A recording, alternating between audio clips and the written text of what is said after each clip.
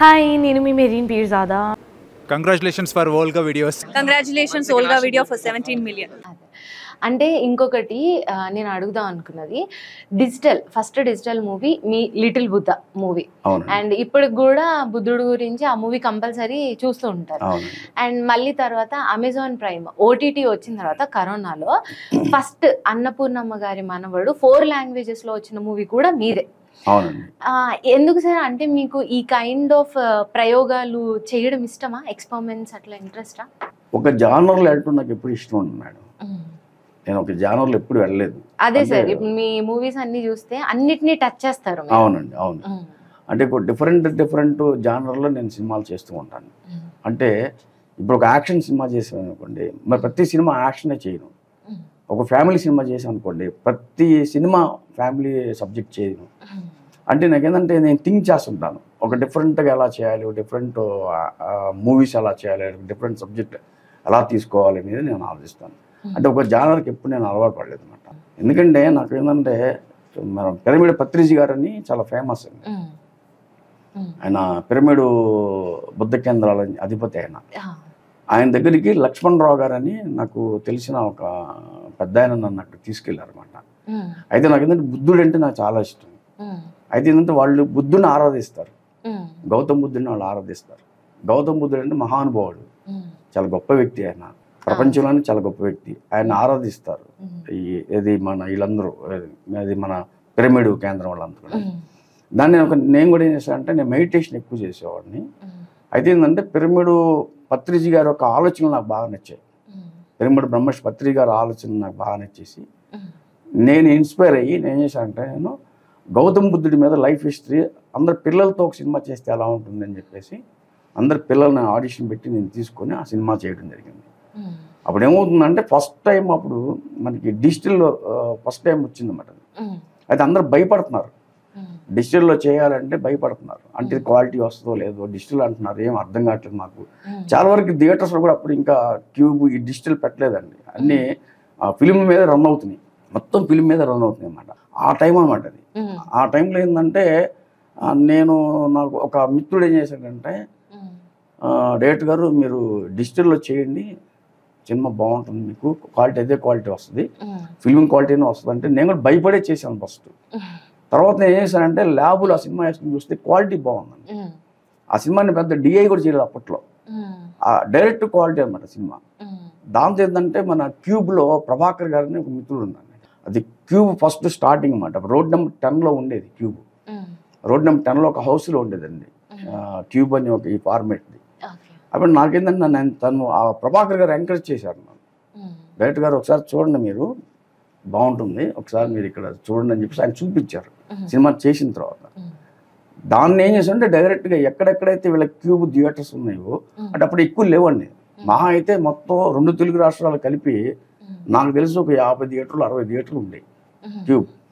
అప్పుడు చాలామంది థియేటర్లో వాళ్ళు ఏం చేసేవాళ్ళు అంటే, మేనేజర్లు కానీ ఇప్పుడు థియేటర్ యాజమాన్యం కానీ ఏం చేసేవాళ్ళు అంటే ఈ క్యూబ్ డిజిటల్ పెట్టుకోవాలి భయపడేవాళ్ళు.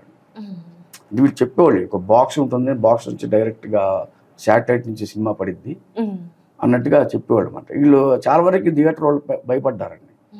ఎందుకంటే మరి క్వాలిటీ వస్తుందో రాదో, మరి మన ఫార్మేట్ అంతా చేంజ్ అయిపోతుంటుంది, మన ఫిల్మ్ ఫార్మేట్ కదా, ప్రొజెక్టర్లు ఉన్నాయి కదా, దీని మీద అనుకుంటునేవాళ్ళు. అప్పటికి చాలామంది థియేటర్లకి నేను క్యూబ్ గురించి కూడా చాలా వరకు నేను కూడా ప్రమోట్ చేశానండి. చేసి అప్పుడు వర్కౌట్ చేపిస్తే సినిమా కొంతమంది చూపించాం. క్వాలిటీని బట్టి చాలామంది థియేటర్ వాళ్ళు ఏం చేశారంటే అప్పుడు దాన్ని క్యూబ్కి కన్వర్ట్ అవ్వడానికి వాళ్ళు ఒప్పుకొని ఒక్కొక్కరికి కన్వర్ట్ అవుతూ వెళ్ళారు అనమాట. అందుకని ఫస్ట్ సినిమా ఈ లిటిల్ బుద్ధ అనే సినిమాని ఫస్ట్ సినిమా థియేటర్స్లో రిలీజ్ అయిన సినిమా. అంటే వితౌట్ ప్రింట్, ఓన్లీ డైరెక్ట్ డిజిటల్తో డైరెక్ట్గా క్యూబ్లో రిలీజ్ అయిన మొట్టమొదటి సినిమా లిటిల్ బుద్ధ. అదే అమెజాన్ ప్రైమ్ లో కూడా మీదే ఫస్ట్ మూవీ అనుకుంటాను సార్. 4 languages లో అన్నపూర్ణమ్మ గారి మనవాడు. ఎందుకు సార్? అంటే అప్పుడు కరోనా వచ్చింది కాబట్టి ఓటీటీకి ఇచ్చేసారు. బాధ అనిపించిందా సార్? థియేటర్ లో పెద్ద స్క్రీన్ మీద వేయాలి అనుకుంటే ఇట్లా ఓటీటీ అయిపోయింది, ఏమన్నా మిక్స్డ్ రిజల్ట్స్ వస్తాయా, లేకపోతే జనాలు నిజంగా చూస్తారా లేదా, అలా ఎప్పుడైనా భయం అనిపించిందా? అనిపిస్తుందండి, ఆ బాధ అనిపిస్తుంది, ఆ భయం అనిపిస్తుంది.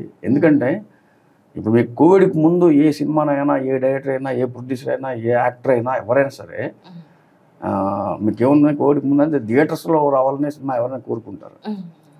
ఇది సడన్గా అంటే ఇప్పుడు ఎట్లా క్యూబ్, యూఎఫ్ఓలు, స్క్రాబుల్స్ ఇలాంటి ఎలా వచ్చినాయి, మొత్తం టెక్నాలజీ ఎలా పెరిగిందో ఇప్పుడు ఓటీటీ అనేది కూడా అలాగే. ఇప్పుడు అమెజాన్ అని ఓటీటీ, నెట్ఫ్లిక్స్ కానీ ఇలాంటివన్నీ వచ్చేసాయి అన్నమాట. అయితే ఏంటంటే ఓటీటీ అంటే యాక్చువల్లీ మేము అనుకుందంటే ఇప్పుడు యూట్యూబ్లో సినిమాలు ఉంటాయి డైరెక్ట్గా. మనం యూట్యూబ్కి వెళ్ళగానే మనకి ఏ సినిమా కావాలంటే సినిమా చూసుకుంటాం.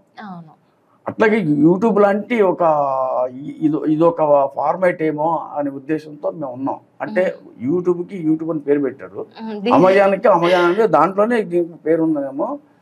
ఇది ఏమన్నా సరే సినిమాలు దీంట్లో వేస్తే మనకు ప్రయోజనం ఉంది. థియేటర్స్కి వెళ్ళి జనాలు ఎవరు చూస్తారు? ఇప్పుడు థియేటర్స్ వెళ్ళకపోతే వీటిలో ఎవరు చూస్తారు ఈ సినిమాని? ఎవరికి ఉంటుంది ఇది? ఈ ఓటీటీ అనేది ఎవరికి ఉంటుంది? ఇళ్లలో ఉండాలి కదా, ఎవరికి ఉంటుంది అది? ఇది యూట్యూబ్ కాదంటున్నారు మళ్ళీ.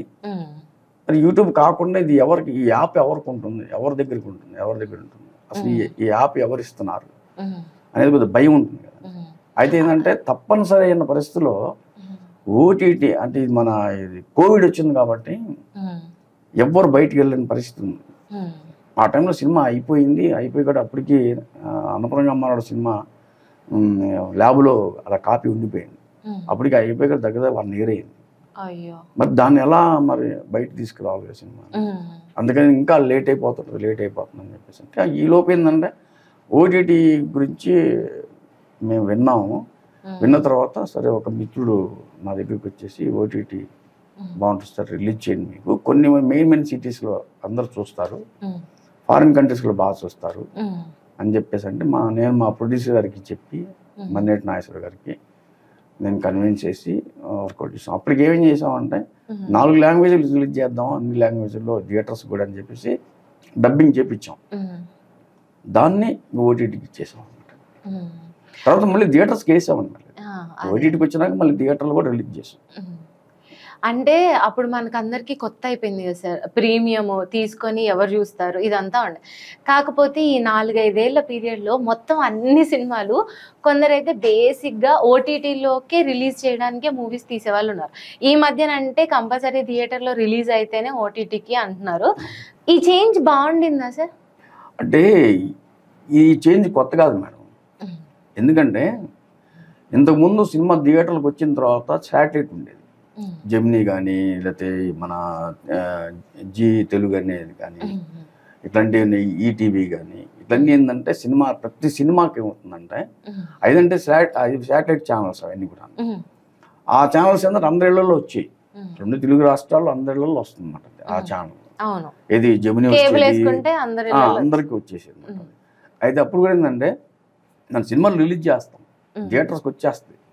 థియేటర్స్కి వచ్చిన తర్వాత మన శాటిలైట్ అనేది ఒక మార్కెట్, ఒక బిజినెస్ ఉంది కాబట్టి వీళ్ళు శాటిలైట్ కూడా సపరేట్గా అమ్ముకునేవాళ్ళు ప్రొడ్యూసర్లు. ఇప్పుడు శాటిలైట్ వచ్చేది, ఇప్పుడు శాటిలైట్ బదులు ఇప్పుడు ఓటీటీ వచ్చింది, అంతే తేడా. అయితే మీరు మధు ఫిల్మ్ ఇన్స్టిట్యూట్లో ట్రైన్ అయ్యారు అంటే డైరెక్షన్ గురించేనా సార్, లేకపోతే యాక్టింగ్ కూడా ఏమైనా నేర్చుకోవడానికి కోర్స్ ఏమైనా తీసుకున్నారు? అంటే ఇది మధు ఫిల్మ్ ఇన్స్టిట్యూట్లో 2 సంవత్సరాల ట్రైనింగ్ ఉంటుంది. 2 సంవత్సరాలు ఇంకా చదువుకున్నట్టు డిగ్రీ లాగే ఉంటుంది. అంటే మార్నింగ్ 10 to evening 6 వరకు క్లాసెస్ ఉంటాయి. దాంట్లో స్విమ్మింగ్ ఉంటుంది, హార్స్ రైడింగ్ ఉంటుంది, యాక్షన్ ప్రాబ్లమ్స్ అని, థియరీ అని, యాక్టింగ్ ఇదని, డైలాగ్ ప్రాక్టీస్ అని అన్నీ ఉంటాయండి. బాడీ లాంగ్వేజ్, వాకింగ్ స్టైలు, ఎన్ని లుకింగ్స్ ఎన్ని కూడా దాంట్లో చెప్తారండి. అప్పట్లో మాకు అది చేసినప్పుడు అంటే 1 year నేను డైరెక్షన్ డిపార్ట్మెంట్ చేశాను. దాంట్లోనే ఒక 1 year యాక్టింగ్లో చేసాం అన్నమాట. అప్పట్లో మేము చేసుకున్నప్పుడు ఏంటంటే మాతో పాటు మన హీరో శ్రీకాంత్ గారు, బండ గణేష్ గారు, మన పూరి జగన్నాథ్ గారు. Volga Videos. Congratulations, 17 millions. Congratulations to Volga Video. మనస్ఫూర్తిగా శుభాకాంక్షలు. All the best Volga Videos. Congratulations. I'd like to congratulate Volga Videos. Please follow Volga Video. Many congratulations. Volga Video వారికి నా శుభాభినందనలు. మీ అనంత శ్రీరామ్.